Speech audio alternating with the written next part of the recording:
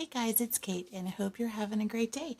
I'm back from my last swatching page and I'm using this inexpensive watercolor spiral notebook, and we worked with scarlet, yellow ochre, and ultramarine and did all kinds of mixes and swatches with those three colors. So I'm ready to do my second set of swatches. I'm still working with the Mei Liang palette. And this time I'm going to choose Sienna for my red, Prussian blue, and lemon yellow. So we will get started and see how those colors work together. First, I'm going to go into each color and get some on my page. I'm going to go into the Prussian blue, which is a really beautiful color, and I am going to mix a little bit onto my palette and put some on my page, just like that. Then I'm going to go into my lemon yellow, which is over here in the palette, and do the same. And it's a beautiful bright yellow color. And then lastly, I'm going to go into my sienna, which is right here. And this is kind of a reddish brown, and it's really gorgeous. This is a little bit like the burnt sienna that I've used in other palettes. It looks a lot like my burnt sienna and Amsterdam ink. And so it's also really nice, and it's not really a red, but it's reddish, and so I'm going to use it in place of a red.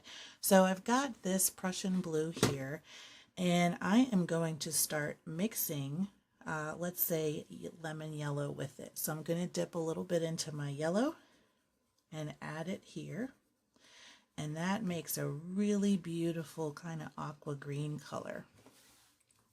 So I'm just going to keep on dipping into more yellow and getting that mixture onto my page.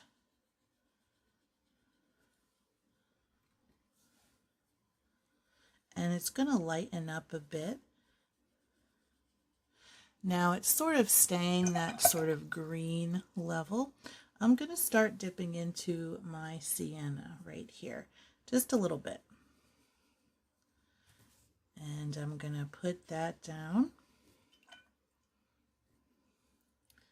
a little bit more. And we're starting to get this sort of nicer muted green color. And we'll keep on going down the page. And then it's starting to turn more rusty.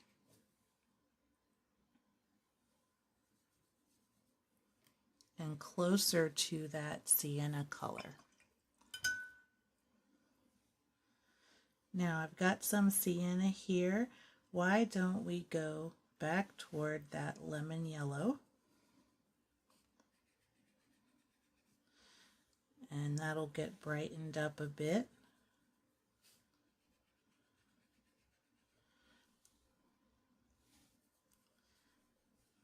And I love doing these swatches. You can just see the range of colors that you can get.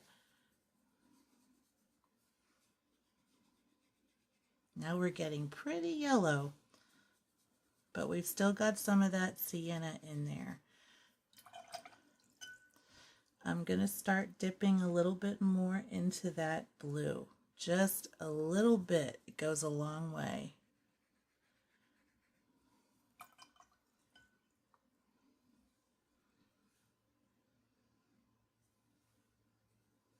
And get just a little more.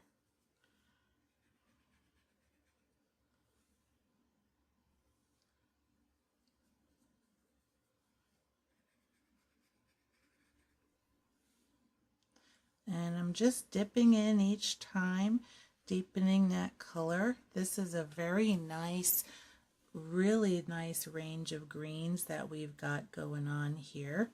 And now we're going back toward that blue.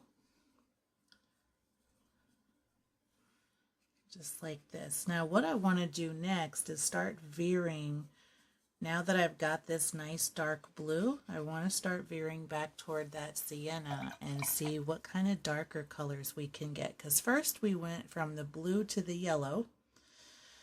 Now I want to go back toward that sienna. So I'm going to just moisten that a bit again. Make sure that it's activated. And I'm going to dip in to the sienna.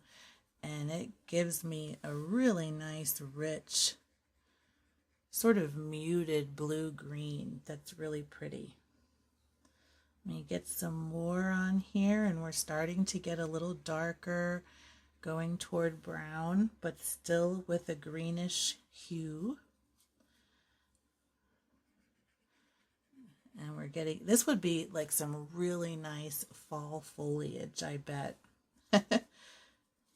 Now we're going even darker, but it's not red. It's veering toward that sienna now, but it's not red yet.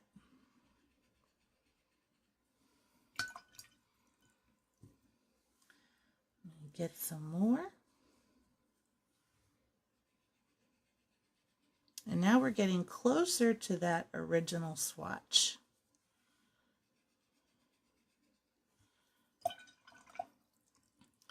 Now let's see about when we start adding some lemon yellow back in. Let me grab a little bit more yellow.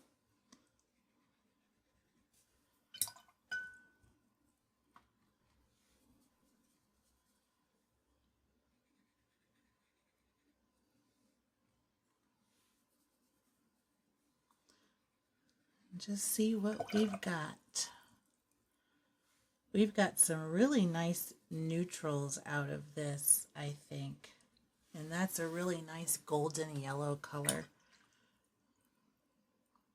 Now, what if I want to make kind of an equal mix? So I'm going to go back into this Prussian blue and put some of that in here. And we've got a good amount of yellow.